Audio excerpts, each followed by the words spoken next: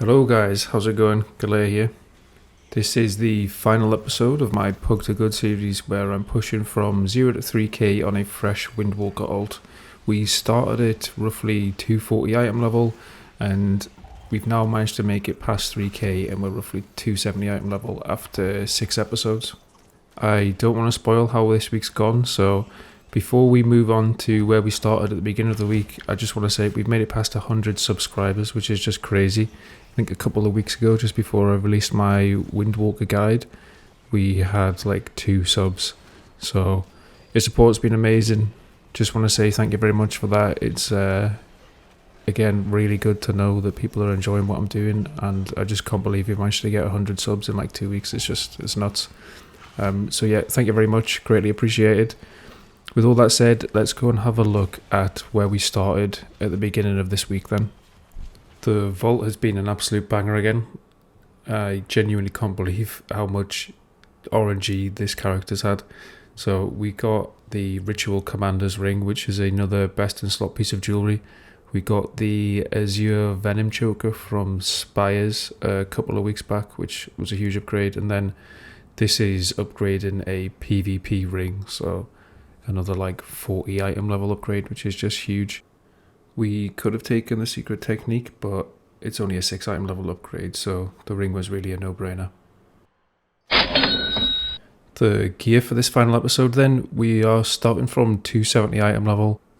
As you just saw from the vault, we've just upgraded the ring, so we've got a 278 eye level ring now, which was a huge eye level upgrade.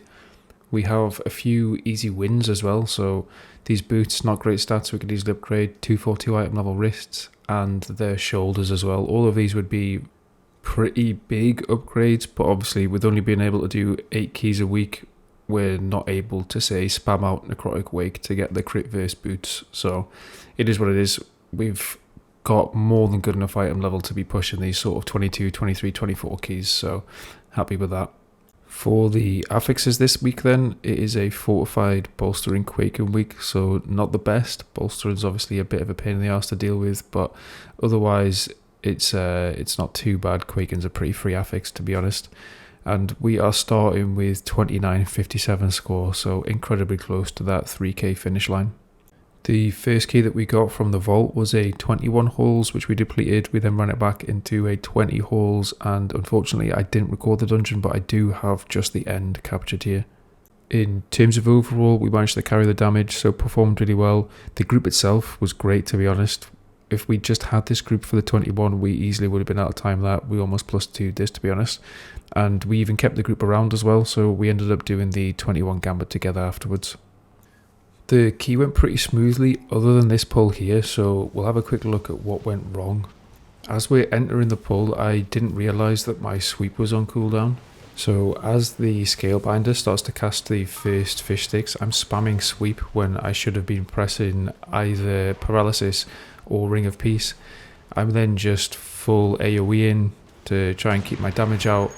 Hoping that the Warlocks will start Chaos Bolting the fish sticks. I have very little single target damage other than Rising Sun kicks here. We then get most of the pack killed, but the Scalebinder runs off, and we have a pet on the Scalebinder which pulls in a giant. I needed to Ring of Peace that Scalebinder there with a pet on it. I just didn't see the pet. I was actually looking and I was like, oh, it's only one mob and it's not going to aggro, but somehow I just didn't see the pet there. I should have just put it down as a failsafe anyway. The pack's almost dead, and keeping that Scalebinder in the pack and being able to kill it off before the next fish sticks cast would have been worth it anyway. So as you can imagine, now we've pulled a giant late into a pack as all the mobs are dying. It's got 9 stacks of bolstering, and we're just going to start chain wiping to the tidal stomp casts. I've already been through 2 defensives here and everyone's just going to start flopping. Thankfully, because bolstering's no longer permanent, we do just end up killing the giant and everything else goes pretty smoothly, but 3 deaths there, and if I'd been playing better, we easily could have killed that pack much smoother. We wouldn't have pulled the giant, we wouldn't have had any deaths, and we probably would have saved ourselves a couple of minutes. Other than that though, the key went really smoothly. You can see here there were a couple of deaths after the timer because the collapsing energy killed us. We were just leaving it as we were about to kill the boss. But yeah, otherwise it went really smoothly. The group, the 3 that we brought in, so the Blood DK, Resto Shaman and Demo Warlock, played really well. In terms of my performance, I was happy with how we did. We didn't keep up with the Destro, but in terms of overall, I was happy with how we performed. Having timed this, we did manage to get a 22 Plagueful. The key actually went really smoothly. We did die right at the end here. We had a couple of deaths. We just thought the boss was going to die and we flopped over, but otherwise went pretty smooth. I died inside my CDs a couple of times just standing and stuff like an idiot. So I didn't manage to keep up in terms of overall damage, but otherwise I was happy with how I performed. We did also manage to get the back, which is actually best in slot for Mythic Plus, even though it's got a haste on it. It's main stat verse, so still very useful. The key that we got was a 22 Gambit, which we've already been in this week, so a bit unfortunate, but it's still going to be some score gain. The key went okay. You can see we had 21 deaths, so it was a bit sloppy. We ended up just chain wiping in the Murloc area again, really similar to the first Gambit that we did, where Giant got pulled and just bolstered, and then we started chain wiping. Other than that though, the key went pretty smooth. You can see the group's damage was just off the charts.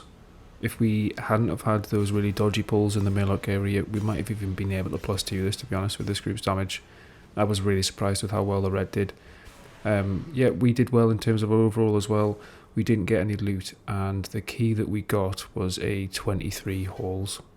We immediately depleted the 23 halls. I just completely forgot to bring a D-case, and we wiped on the first shard pull. It's fine to not have a D-case if you're in a coordinated group and you can stop or kick all of the Case of Obliterate casts, but in a Pug you really need a D-case to be able to get through those pulls, so that was all on me. This group instead, with the Bear Tank and the Shaman, it went really smoothly. Honestly, if we just had this group in the first key, we would have timed that, to be honest. In terms of overall performance, we kept up with one of the Warlocks, which I was happy with. We did pretty well. The other Warlock just carried the group. He was Venthier, so he was getting the Stoneborn Guardian damage, but he was playing it really well. He was doing just significantly more damage than the both of us. So yeah, he definitely carried us. We also got a piece of loot, so we got the ring, which is useless, and the key that we got was a 23 top. Theatre is a huge key for us. We've actually not had a theatre naturally before. We've only managed to pug other people's keys, and I think we've got an 18 done at the minute, so it's a massive key for us to get.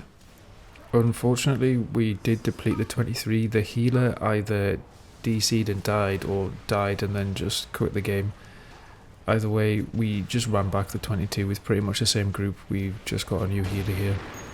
We do manage to time this 22 with the same group, and we managed to time it with 2 minutes spare, so I'm sure we could have timed the 23 if we'd just had the same healer here, but it is what it is. Sometimes we have to deal with these sort of things.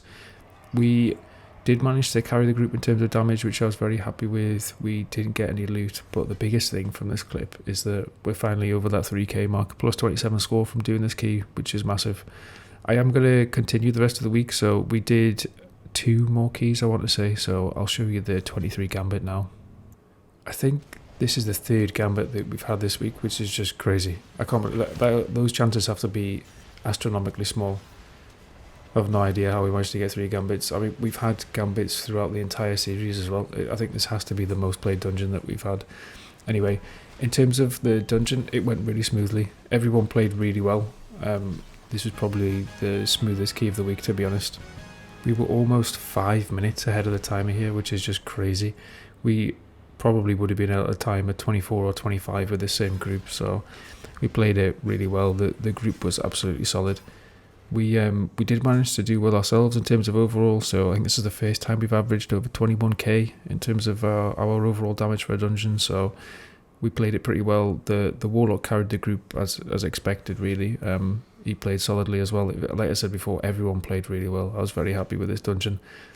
We did get a piece of loot. We got the staff, but it's useless. We've got a better main hand and offhand already anyway, so no real upgrades there. And the key that we got was a 24 DOS. Unfortunately, we ended up depleting the 24, so the key, which we're going to review in a bit more detail, is the 23. It would have been awesome if we could have reviewed a 24 key as part of the series, but there was not much we could have done about it, to be honest. We ended up wiping to Death Speaker and a couple of the Shadow Core casts going off, and my kick was on cooldown, so we just ended up wiping, and there was really not much that I could have done about it. Having said that, let's get into the final key of the series then. The first thing to note is that I did pre-pot this dungeon. If you're in a dungeon where you're going to pull a pack within the first sort of 5 to 10 seconds, it's well worth pre-potting. It's essentially free damage, so you should try and do that in your own dungeons. For this first pack of the dungeon then, we pop Lust and all of our CDs here to get them on cooldown. You can see the only thing we really need to watch out for are these Death Lotus casts, so there's one here that I have to roll out of at the last second. It's by far the biggest killer on this pack, and as long as you're watching out for that, this first pack should go pretty smoothly. Because it's a fortified week, we are going to woe skip through to Ardenweald first and clear out the majority of the trash. I Tiger's Lust the tank here so that he can group up the mobs faster. The only time that I wouldn't do something like this is say in Sanguine Depths, where the Overseer has a chain cast which can be removed by using Tiger's Lust, or really any time that there's a route which you can remove with Tiger's Lust. We have gone into this pack with our big ramp again, so that's using Fist of Fury beforehand so that we can wheel in Dragon Punch in the middle of our Bone Dust Brew. We had CDs off cooldown, so I knew that I was going to ramp into that pack. The biggest killers on this pack then are for sure the stars, which are blue swirlies on the floor. I just get hit by one there. The blue swirlies are really hard to see because it's blue on blue background. Often what I'll try and do is stand at the edge of the pack like you can see here so that you can see them easier, but if you're caught in the middle of the pack, sometimes you just want to press a defensive anyway in case you are going to get hit. The next pull is really similar to the first. I Tiger's Lust the Warrior again to let him group up the mobs. The only difference here is that there are a couple of bark binders. The bark binders drop a silencing pool on the floor, I think it's called Pacifying Mist, that you really want to try and avoid because obviously you're doing no damage if you're silenced. For our damage then, we pressed all of our CDs here. They'd come back off cooldown, and it's a big enough pack that we really want to be keeping our CDs on cooldown for this. I did miss using the IQD here. I should have noticed that it was still up halfway through this pack, but I think I was too focused on my feet or something. I should have definitely pressed that. There's no reason for me not to there. The point of which I could have used it, I still would have had most of my damage up, so that was just silly by me. The next pack then is very, very similar again. Ardenweald Trash is a very similar theme throughout. The big things to watch out for, stars on the floor, and the silencing circles from the bark binders as well. One thing that we do mess up here is you can see the Warlock used the urn early, and we have several mobs on the outside of the pack not getting damaged. This probably isn't too bad normally, but because it's a bolstering week, it's absolutely awful for us. We're going to end up with an Elder Horn that has much more HP than it should have done. Other things to watch out for in a pack of this size then, because there are a lot of blade beaks, the best thing that we could be trying to do to help out the tank is using Ring of Peace. So you can see the tank is starting to kite a little bit here. He's put his spear down. We've already gone through bind, so I'm about to use Ring of Peace here just to allow the tank to keep on kiting. Another tool that we have to allow the tank to kite is Tiger's Lust again. It's great for grouping up mobs, but it's also great for allowing the tank to kite. It's not the best solution, you know, slows or stuns, binding shots, Ring of Peace are always going to be better, but if you're in a situation where the tank needs to keep kiting and we haven't got any CDs left, Tiger's Lust is a great benefit. We did struggle at the end of the pack here because we were left with a high HP Elder Horn. That was really because the urn was popped too early, but thankfully because bolstering drops off after a while, it wasn't too bad. Next pack, exactly the same as the previous ones. We've ramped into it, trying to get all of our damage, including Zwenoff here, into the pack. Main things to watch out for are those silence pools on the floor. The pools, obviously, if we're standing on them, we're going to do almost zero damage, so always be trying to watch out for those pools whenever you see the bark binders. The rest of the trash in Ardenweald is exactly the same. You know, watch out for stars on the floor, watch out for the silence pools, be trying to use CDs on cooldown, and help the tank out with kiting whenever you can. The blade beaks hurt a lot. This hatchling here is the only other new mob you need to watch out for, and this cry cast here needs to be stunned. If the cry does go off, then there's the nearest matriarch will be aggroed and pulled into the pack. Because it's a bolster week, we want to be really careful with it and make sure that we are stopping that cast. The only other thing to mention is, I've had it a few times, but the curse here, you need to jump before it reaches 10 stacks to make sure that you don't get stunned. Even though we're about to kill Air here, I actually don't press my CDs because Dealer's Axe is incredibly hard and I want to make sure that we kill the boss smoothly. So this is one of the few points in the Ardenweald area where I'm not using my CDs and I'm actually holding on to damage.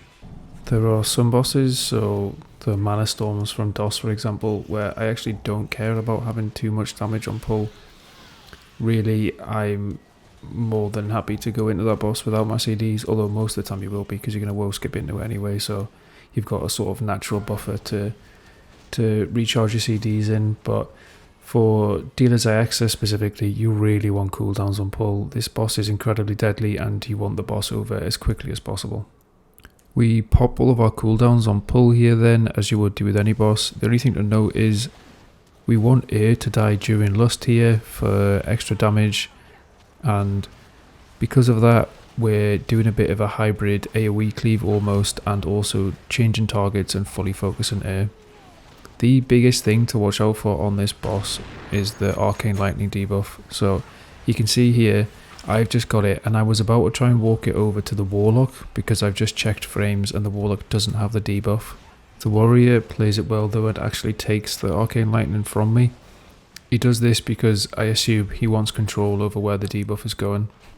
He then plays it well and gives the debuff back off to the Hunter, who has just lost his stacks.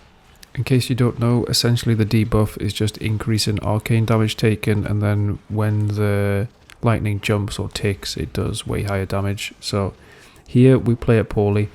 The Warlock gives the Arcane Lightning back to the Hunter, who has just had it. Because the Hunter has previously had it, you can see he is now at 8 stacks. Because he's at 8 stacks, we've obviously swapped it off. I now have it again. I can see that the Warrior has stacks, so I'm going to run out into range again to drop it off, and the Hunter's just lost his stacks, so he's a great target to receive the new debuff. Other than that, the fight's pretty easy, so make sure you're doing your damage cleanly, you know, using CDs between convergence casts when you're going to have to go up into the air, and yet the best thing that you can do, try and make sure that you're managing lightning properly. If you manage lightning properly, you will do this boss cleanly and it will go much smoother. I'm just going to speed back up here because there's not much else to take away from this boss. Do lightning well, boss will go well.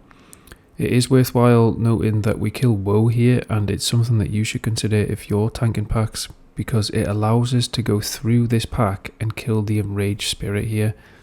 Killing the enraged spirit first before we do the pack at the bottom of the stairs is really useful because this spirit patrols all the way through that area. I'd highly recommend taking Woe there and pulling the enraged spirit first, as this removes any risk of accidentally pulling the enraged spirit with the mobs at the top of the stairs. You can see here the rage cast almost kills me even though I popped 3 defensives. I ideally should have only popped 2, and I should have popped them much earlier into the cast. Really, I also should have popped my offensive CDs to make sure that we aren't going to get too many rage casts. You can see here we get a second rage cast. I also get clipped by an enraged mask on the way into it, and we almost wipe here. If I had popped my offensive CDs, the mob would have been dead much sooner. So if you know you're going to pull the spirits, try and line up your CDs and do as much damage into these mobs as possible. I then proceed to roll off the edge of the platform and think that I'm trapped behind mobs, but we're actually going back to kill this pack here. The pack is similar to the first pack of the dungeon, but has a death speaker in it. The death speakers have a high priority kick as well as a frontal that you have to watch out for. I find it really hard to see the frontal. It's called Erupting Darkness and is only a few purple lines on a purple background, which makes it really hard to see. In the middle of the chaos, I also get clipped by a Death Lotus and die. We should also be trying to kick the Shadow Core casts from the Death Speaker. So you can see here I managed to kick one. The ability is a huge tank nuke and is really deadly, so you need to try and kick every single one of those casts if possible. After Ardenweald, we're now heading over to the Mana Storm wing. I decide to send my CDs here and I do a full AoE opener, so I'm ramping with fists. Really, I should have done the fast opener here and just used Storm Earth and Fire, Tiger Palm, Bone Dust Brew to get all of my damage out. The raptors die quick enough that I essentially waste most of my damage here. I definitely would have been better off doing a fast opener there, and it's something to think about in your own keys. There's nothing really to say for the Risen Warlords, just avoid the red swirlies on the floor, but otherwise let the tank deal with them. There are a couple of methods to get through the Mechagon trash, so here we're deciding to pull the drill. A lot of pugs will just walk around the drill, say if it moves over to the right, you can then just walk around the left. The only issue with this is pretty risky because people will most likely pull it, at least whenever I've just walked around, we often pull the drill by accident and then it's a wipe. So I like this route more, just pulling it is much safer for pugs. You can see here I've popped all of my CDs into the drill just to try and kill it quickly. The haywire casts are super annoying, obviously you're not doing damage whenever you're line of sighting, so it's worthwhile using CDs here. I think the best thing for overall damage probably would have been, it definitely would have been for me to save CDs here and use it on the next pull because the next pull is much larger. But for the general speed of the key, I think here it was the right decision to just get the drill killed as quickly as possible. Pack then, I used my Ring of Peace here, which I've just put down on the right hand side, but I didn't actually pull the bombs, which is a really big mistake. I just assumed the warrior had pulled them. What happens here then is the bombs actually walk in and almost kill us. Thankfully everyone walks through the tunnel, but that's a pretty big error. I need to make sure that I am pulling those bombs if I put my Ring of Peace down. Otherwise, this pack is pretty simple. The most deadly mobs are the headless clients for sure. They do these spinning up casts here, so you see I almost die instantly, so I wasn't paying attention for that. But the spinning up casts do a significant amount of damage. You can stop them, so it's like a whirlwind sort of ability around the mobs. If you stun them, then they won't keep casting, so it's a pretty high priority stop. And the off, the only ability that we need to watch out for is this wolf ability here, so it's an AoE stun, and whenever you get it you just need to move out of the pack. So we have killed Woe here, which I think is by far the best method of doing DOS. It just allows you to skip most of the Mechagon trash and then get more counter Arden Wield, which obviously we've already done. The other method is that you clear out this trash, but it's pretty inefficient. Like I mentioned before, the drills where you have to hide from them take a long time to kill just because you've got downtime. These mobs here as well are pretty deadly. There's lots of stops and kicks that are needed. They're not that efficient because you can't pull them with anything else. And again, these slimes here, they have a set of casts which constantly need kicked and stopped, and you can't pull them with much else, so it's pretty inefficient. So I think most pugs will be doing this route, and if it's an option, if you're the tank or if your tank asks, I'd always try and skip the Mechagon trash. On to the Mana Storms then, so I'm not going to go into every single ability in explicit detail, I'm just going to try and cover some sort of hints and tips here. The biggest things that are going to wipe pug groups, so killing one of the bosses too quickly, so then you don't have the stuns to stop the boss's abilities. I think that's a pretty big one, but the reason why that happens a lot of the time is, so it's normally Millhouse that gets killed, right? And it's because everyone's using their CDs on pull, but also it's because of the beams. So there are these arcane crystals that pulse, and you can see here it's hitting the boss at the minute, which is bad, but then the hunter has stepped into it. The hunter is now doing increased damage, so because it's only Millhouse that's getting increased damage most of the time, really you want to be trying to use CDs on Maleficent, so things like Lust and Pot, really that's where you want to try and line up cooldowns, just to try and make sure that they die at roughly equal health, or at least phase at equal health. The other thing that's pretty deadly that people don't understand, so the Buzzsaw cast here, it hits the tank like a truck, but if you have Shadow Fury on you, you can see here, so this is going to be a good example. I take a chunk of damage and then the healer is dispelling bombs and I take another chunk of damage there.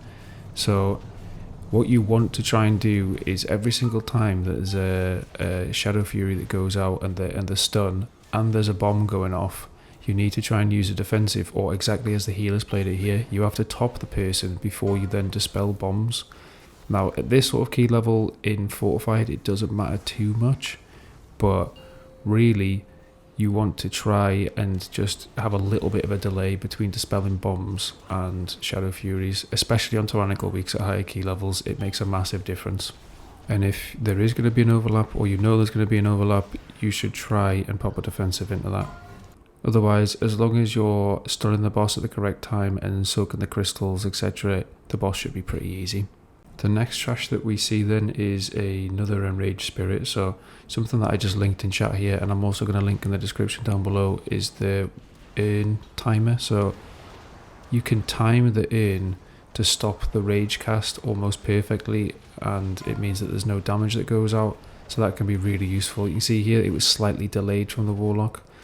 The weakaura just shows a green line, and as soon as the green line happens, you want to try and click the urn basically, and then it should instantly stop the rage cast.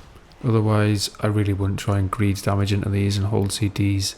They're deadly enough that you really want to be making sure that you kill them quickly. So you can see here I didn't have Swen right at the start, but I did pop 1 minute into it, and I think it's well worthwhile. Next pack, we've already been through something really similar here. The death speakers are by far the most deadly part about these packs. Make sure you're kicking shadow cores and watching out for the frontals.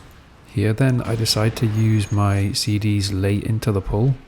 So I'm doing a slow ramp where I'm using Fist of Fury and Rising Sun Kick as I'm ramping into the pull. Really, because I was delaying my CDs, I should have used a fast ramp where all I do is I press Stormouth and Fire, Tiger Palm to get out maximum numbers of the Marks of the Crane buff. Then I focus the Stormouth and Fire images, press Bone Dust Brew, and just start spinning. There was no reason really to try and get Whirling Dragon Punch out here. I missed Bone Dust Brew damage on, I think it's 2 or 3 mobs for half of the duration, so it definitely wasn't worth it, and I didn't do anywhere near as much damage if I had done. On to the Hakar trash then. So this is probably the most awkward trash to deal with in DOS, or it's the most awkward trash that you'll deal with in most pugs where you've skipped Mechagon. There are a series of high priority kicks as well as stops. So these devoted, you need to stop their sacrifice casts. If those sacrifice casts go off, honestly, it's pretty much a wipe. The mobs that spawn are annoying to deal with and an absolute nightmare. The hexers and priests both have heal casts, so they're high priority kicks that you want to try and kick. It's interesting, the hexer will only cast heal after it's hit 50% HP, so you can kick casts before it's hit 50, and then I try and hold, and in pug group specifically, I always try and make sure that I can kick the heal from the hexer. It's a big heal, it's going to pretty much full top a mob, so I'm always trying to watch out for that. These Deathwalkers have a stop, so here you can see Bladestorm, the warrior stops them there, which is perfect. You don't have to wait for the cast to finish, so you saw the warrior let the cast go and then stunned. You can stun the first part of the cast rather than the channel, and that will stop them casting, so just something to note. All of the trash in this area is exactly the same, so let's just skip through to Hakar. This boss is pretty deadly. I think it's similar to Zyexer. I think a lot of the time it's because people don't know how the boss works, or maybe aren't focused on prioritizing the right targets, for example. So what are the biggest issues for this boss then? It's almost always the ads, yeah. They're like a soft enrage to this boss fight.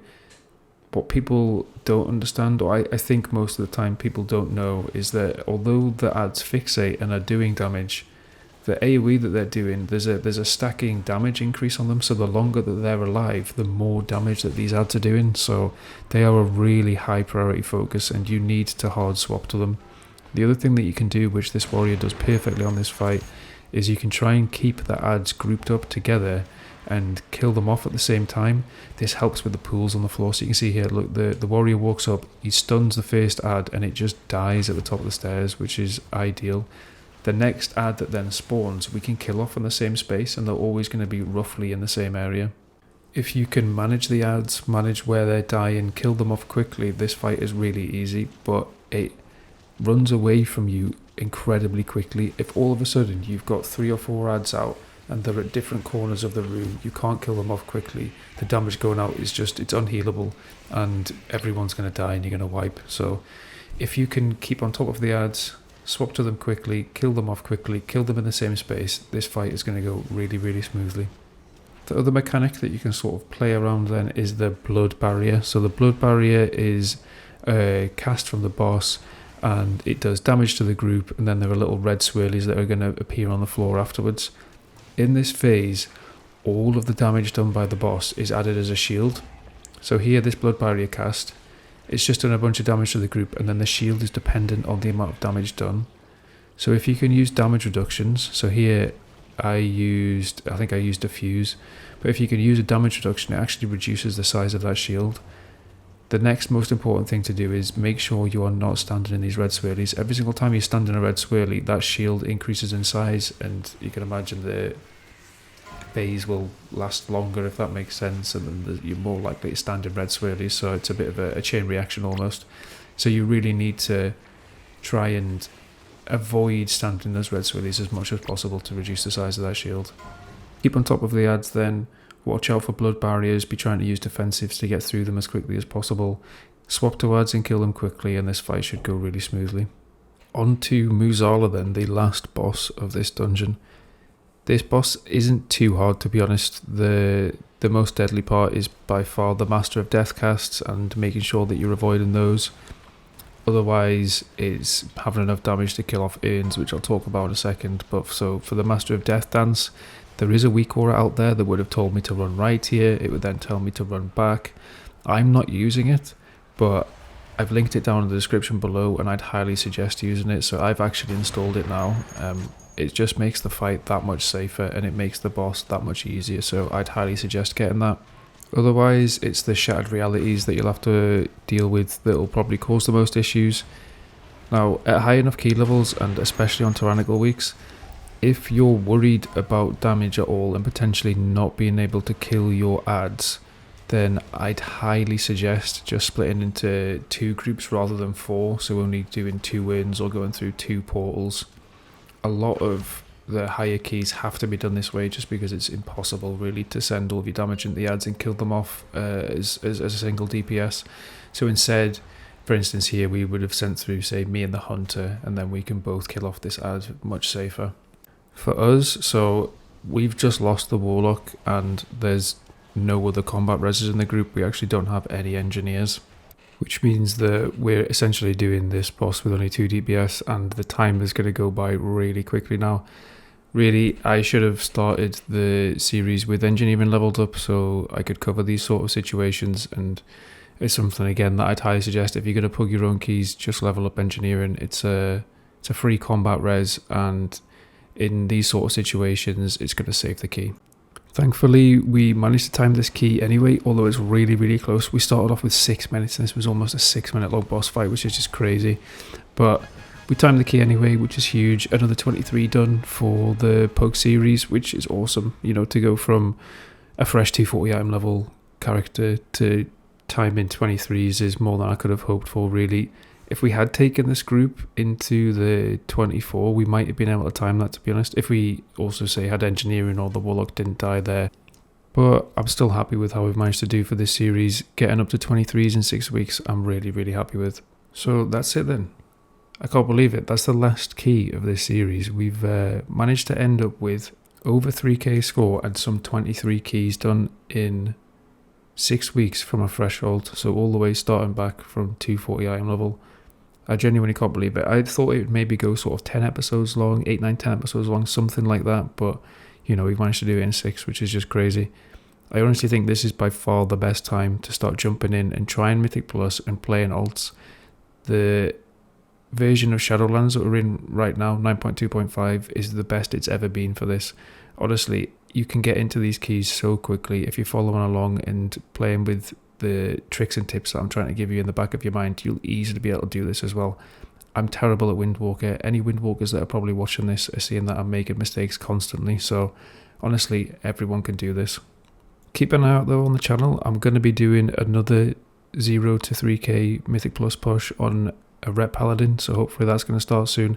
And I'm also going to keep pushing my Windwalker. I'm only going to pug, so when I get some higher keys done, there will be other videos coming up from my Windwalker as well, so keep an eye out for those. Hopefully you've enjoyed it. Let me know in the comments if you have, and we'll see you in the next one.